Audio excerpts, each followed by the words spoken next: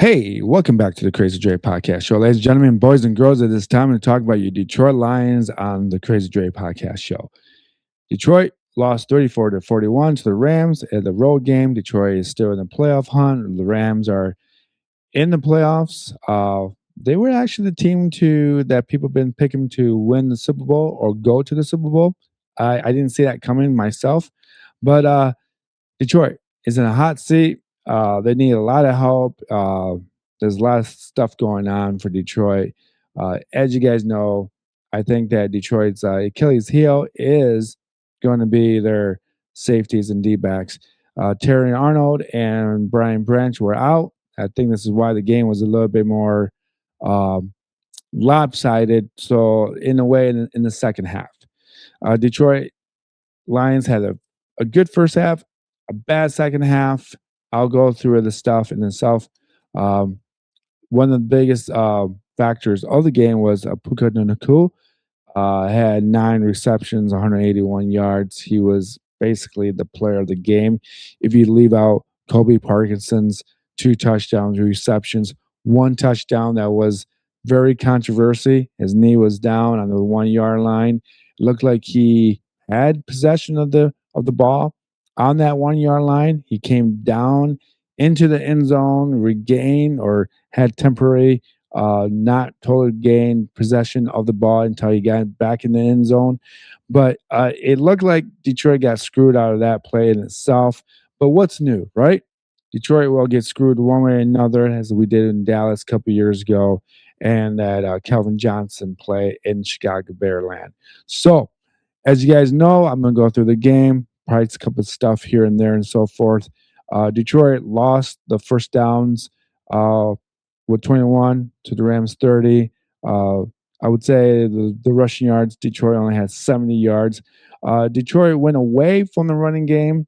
I think Dan Campbell was trying really hard to attack um, the Rams and score points and kind of change the game up a little bit for them. I know Detroit runs hard and their foundation is the running game, but I think Dan Campbell kind of played into the Rams kind of field, um, and it made out to be a passing out series for Detroit at the end of the game in itself. Jamon Gibbs only had 38 yards, and I think Montgomery only had 32 yards. Not what you want to see out of your true running backs, especially the fact that I think Detroit went away from Montgomery too early. The front line for the Rams was very tough on the defense end of the field, and Detroit just didn't know how to recover from the second half part of the game. Uh, but Jared Goff had a pretty good game. He had 25 for 41 for 330 yards, 1 sack, 3 touchdowns. So I mean, that's something that it's good numbers for Detroit. It's good numbers for Jared Goff. I do think that Jared Goff did telegraph a couple passes to Sam Brown or to Williams or anywhere that he was trying to get to. So that was a bit of a situation in the second half, and a little bit in the first half. Detroit's tight ends were not in existence, so that's something I mean, with the Porter out and Brock Wright, didn't see him play either. It was kind of those moments where Detroit had their issues with that. But in itself, Aiden Hutchinson had an interception after a missed field goal from Detroit. So Bates, it could have been a changing moment for Detroit if Detroit scored on the first run drive with Bates scoring 3 points. It was very uplifting for the Rams, gave them an extra boost, extra motivation of thinking that they did something very well to stop Detroit from the first possession of the game of scoring points. So that in itself is something that it just kind of, played into the Rams spectrum, played into the Rams aura of the game for them. Uh, but I tell you what, the Rams running backs with Kyren Williams with 15 attempts, 78 yards, and 2 touchdowns, and Blake Corum, a Michigan guy that had 71 yards and one touchdown. So the balance field for the Rams was very widespread. They stayed to the running game. They had Devontae Adams play very well against Detroit. Maybe he just knows Detroit. He's got a little vendetta, an old Green Bay Packer guy. So who knows? He had a pretty good game. He did leave the game with a hamstring injury, so that might be an issue. Naku also left the game for a moment against Detroit. So it looks like the Rams might be in a good spot and a bad spot at the same time with those type of injuries. I'm sure Nakul came back in the in with his injury in the second half. Uh, if I would go talk about anything else about Detroit, I would say uh, Detroit's next games are Pittsburgh, Minnesota, and the Bears. So with Pittsburgh, you're going against Aaron Rodgers. Aaron Rodgers is going to be the guy who's probably going to try to play really well against Detroit. He loves playing against Detroit, but this is a different Aaron Rodgers. Pittsburgh is, they're 7-6, I think, and I don't know how well Pittsburgh's really playing with Aaron Rodgers. I don't watch their games much, but as you guys know, T.J. Watts was out for this game, for the last game because of a lung collapse on the practice field. But hopefully, he's doing all right. Let's not get too cruel against Pittsburgh and Aaron Rodgers. But Detroit will play Minnesota a week after that, week 17, and the week 18 they'll play against the Bears. So it looks like Detroit needs they need the Green Bay to lose to the Bears and probably try to lose. Well, we need them to lose to Baltimore. And I don't really know if Detroit. I mean, if Green Bay will lose to Minnesota at home, I feel like Green Bay will beat Minnesota one way or another. But I think that in order for Detroit to make the playoffs, Detroit needs a lot of help from the Bears and Baltimore just to get into the uh, playoff picture. The Bears obviously are in it. Another team that the Detroit could catch up to is San Francisco, with San Fran playing against the Bears in week 17. So that's something to look into in itself. So anything else with that, Detroit, I wouldn't say it's a bad game, and I don't think it's a great game for Detroit. I think it was just a lot of injuries in the wrong time of the year. And Dan Campbell is making offensive play calls. I think that his play calls weren't that bad. It was just, I think, the front line of Detroit offensive front line lost to the defensive line of the Rams, and without a tight end, that's kind of what you're going to get. So moving on with Green Bay, I mean, we got to talk about Green Bay. So I don't know if you guys can see this logo of Green Bay Packers, but Green Bay, they lost Micah Parsons to an ACL injury, torn ACL, partially torn. So this could help out us out, hurt Green Bay. One big guy for Green Bay. I don't think they can win it or lose it with one guy out. But Parsons is kind of a key player. Why the Packers got him in the first place? But maybe karma uh, caught up with Parsons. I don't know. So maybe he didn't play enough. One thing I've noticed about this though with Parsons every week that he doesn't play almost every down.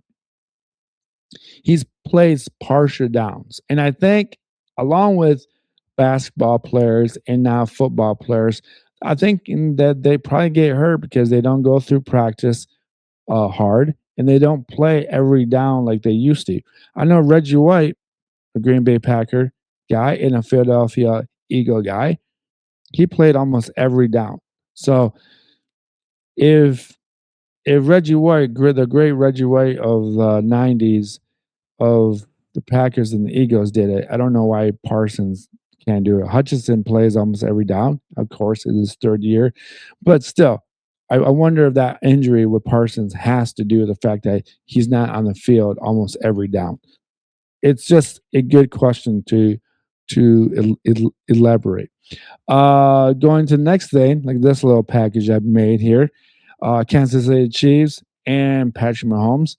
Mahomes and the Chiefs are out of the playoffs, so yay, yay for the rest of us because now we don't have to listen to Taylor Swift and we don't have to see them, Travis Kelsey and Swifty kissing each other or smooching or whatever. So it's a good win for us. The dynasty for the Kansas City Chiefs is dying out. I think people are going to remember most about this dynasty isn't the fact that Kansas City was a great, great team. It was the fact that the referees made a lot of calls for this team. And you can blame Goodell and the NFL and the office, but if we all know that certain penalties or certain flags are thrown out for Mahomes, no one's going to feel bad for the guy.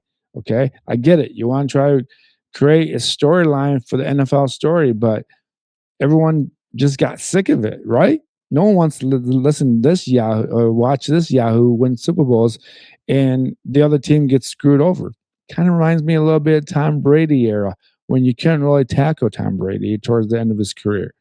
I will finish up with this guy, Philip Rivers, making his first start in the NFL since 1,800 days, at least 5 years ago. I don't know what to say to this. Seattle, Indianapolis Colts. Seattle's hot. Colts have a lot of. I mean, obviously, their starting quarterback was out. And then they had to get this guy, Philip Rivers, and the game ends up being 16-18. And I don't understand why this game was so close. This game should have never been this close. And not to say that that the Colts were bad or the players wouldn't go and play for Philip Rivers and all that. But in reality, if you're the defensive coordinator guy, why don't you just blitz him every time? I mean, you could just blitz him, bring five guys up front, blitz Philip Rivers, sack him. I don't know what the stats were. I don't know I just think that the score was 16-18, and it's just kind of hogwash, just garbage. Okay, that's that's kind of the way I don't. This is why I don't like some things about the NFL. You bring in a 44-year-old guy. I don't know why other backup quarterbacks are not good. I don't. I don't get it. I don't understand the how a starting quarterback can be so much different than the backup quarterback that you have to get a retired 44-year-old guy. There was so many memes, so many stuff to make fun of the idea that this Rivers has got a grandkids and he's got like 14 kids and he's got a grandkid. So I hope he said he had a lot of fun, but I hope they don't do this every week because I don't want to see this. I don't want to see someone that doesn't belong in the NFL that shouldn't be on the field, and people are going to ask me, "What's the big deal?" Well, you're telling me that 22-year-old guys, cornerbacks, safeties, linebackers can't figure out how to get to Rivers fast enough before he throws a football or whatever, or if he scrambles out of the pocket. You're telling me that none of the linebackers or safeties can get to him? Come on, it's just ridiculous, right?